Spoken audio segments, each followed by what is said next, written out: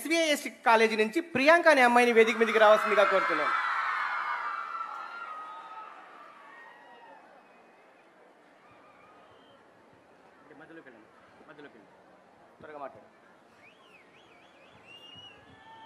ఇక్కడికి విచ్చేసిన ఈ మనం అనే ప్రోగ్రాంకి విచ్చేసిన ఈ నవ్యాంధ్రప్రదేశ్ నిర్మాత, అమరావతి రూపకర్త, మన ప్రియతమ నాయకుడు, మన రాష్ట్ర ముఖ్యమంత్రి గారైన శ్రీ నారా చంద్రబాబు నాయుడు గారికి, ఇక్కడ విచ్చేసిన పెద్దలందరికీ, ఇక్కడున్న అందరికీ నా నమస్కారం సార్.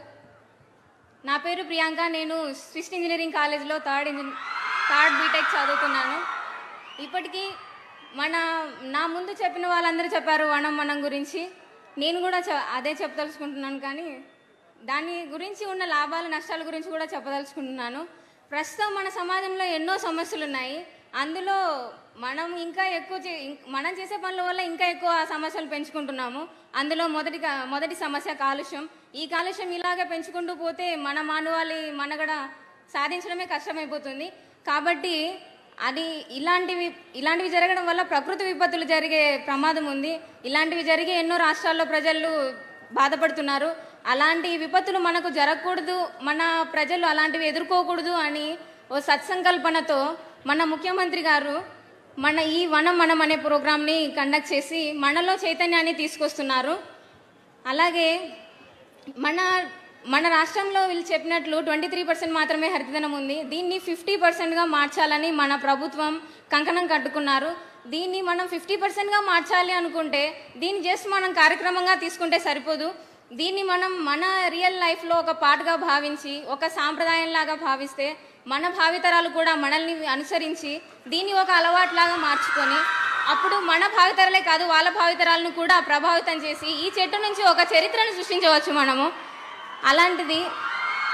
అలాంటి ప్రాముఖ్యత ఉన్న ఈ చెట్టుకు మనం చాలా రెస్పెక్ట్ ఇవ్వాలి. మనం పుట్టినప్పటి నుంచి చనిపోయేదాకా, ఆఖరికి చనిపోయిన తర్వాత పాడగట్టడానికి కూడా మనకు చెట్టే కావాలి. అలాంటి చెట్టు మీదే మన జీవితం అంతా ఆధారపడి ఉన్నాము.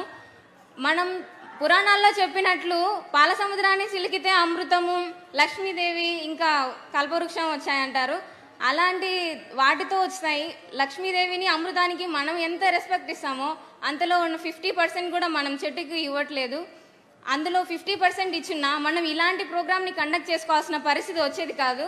సో ఇప్పటికైనా మన రాష్ట్ర ప్రభుత్వం మనలో చైతన్యాన్ని కల్పించడం కోసం ఇలాంటి ప్రోగ్రాంలు ఎన్నో కండక్ట్ చేసి మనలో చైతన్యాన్ని నింపుతున్నందుకు మా కళాశాల స్విస్ ఇంజనీరింగ్ కాలేజ్ తరపున, మా జిల్లా వారసుల తరపున మీకు హృదయపూర్వక ధన్యవాదాలు తెలుపుతున్నాను సార్.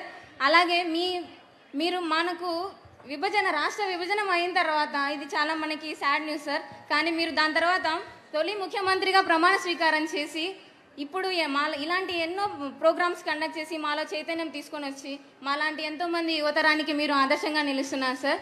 అలాగే మీరు ఇప్పుడు చేసే ఈ నవ నిర్మాణ రాజధానికి మీ వెనకలే మా యువతరం నిలుస్తుందని మేము హామీ ఇస్తున్నాం సార్.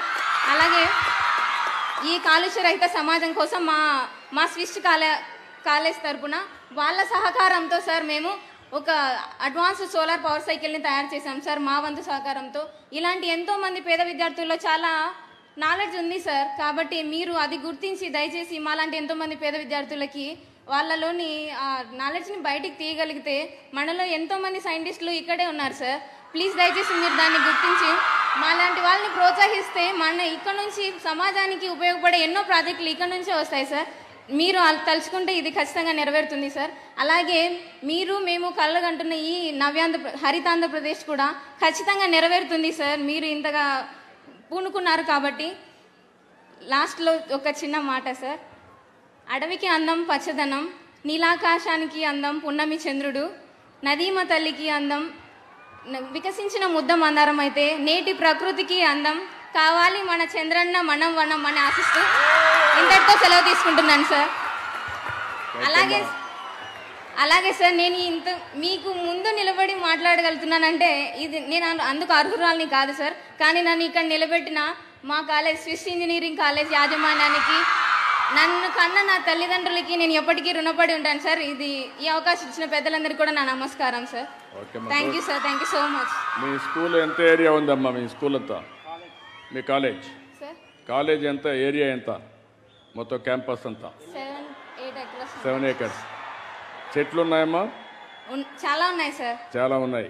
ఇంకా మేము మా యాజమాన్యం మాకు చెప్పారు సార్, ఇప్పటి నుంచి ఏదైనా ఒక ఈవెంట్స్ ఫంక్షన్స్ చేసినప్పుడు ఏదైనా మనం గణపతి పూజతో స్టార్ట్ చేస్తాం సార్. మేము గణపతి పూజ తర్వాత ఒక మొక్కను స్టార్ట్ చేసి ఇప్పటి నుంచి చేయాలనుకుని మా యాజమాన్యం మాకు నేర్పిస్తున్నారు సార్.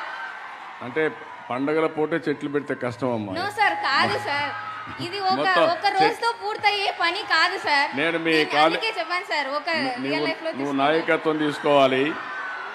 నేను మీ కాలేజీకి వస్తాను ఒక సంవత్సరం తర్వాత. తప్పకుండా సార్. మొత్తం చెట్లు ఉండాలి. Okay sir. పిల్లలు చెట్లలో కూర్చొని చదువుకోవాలి. Okay sir. మీరు ఇంతకు ముందు చాలా చెప్పారు కదా సార్, చెట్లలో గ్రామం ఉండడం కాదు, గ్రామంలో చెట్లం ఉండడం అని. అది ఖచ్చితంగా నెరవేరుతుంది సార్. మీ కాలేజీలో చెట్లు ఉండడం కాదు, చెట్లలో మీ కాలేజీ ఉండాలి. ఎస్ సార్, ఖచ్చితంగా సార్. నిరూపిస్తారా? ఇంకెప్పుడు ఉంటుంది కూడా సార్. ఓకే అమ్మ, గుడ్. గట్టిగా చప్పట్లు కూడా అభినందించండి. మంచి మాట్లాడింది, చాలా ఆదర్శంగా మాట్లాడింది. ప్రియాంక అమ్మాయి చక్కగా వనం మనం కార్యక్రమంలో భాగంగా ముఖ్యమంత్రి గారితో ముఖాముఖిలో పాల్గొని ఆమె మాట్లాడినటువంటి మాటలకు గౌరవ ముఖ్యమంత్రి వర్యులు గారు అభినందిస్తున్నారు షాల్వాతో. మరియు ఒక సర్టిఫికెట్ కూడా అమ్మాయికి ప్రదానం చేయడం జరుగుతుంది. గట్టిగా మనం అందరం ఒకసారిగా అమ్మాయిని అభినందించాలి. థ్యాంక్ యూ అమ్మా, థ్యాంక్ యూ వెరీ మచ్. తర్వాత పద్మజ. లేదంటే ఓ కామెంట్ చేయండి. ఎప్పటికప్పుడు మా వీడియోస్ చూడాలంటే సబ్స్క్రైబ్ చేసుకోండి.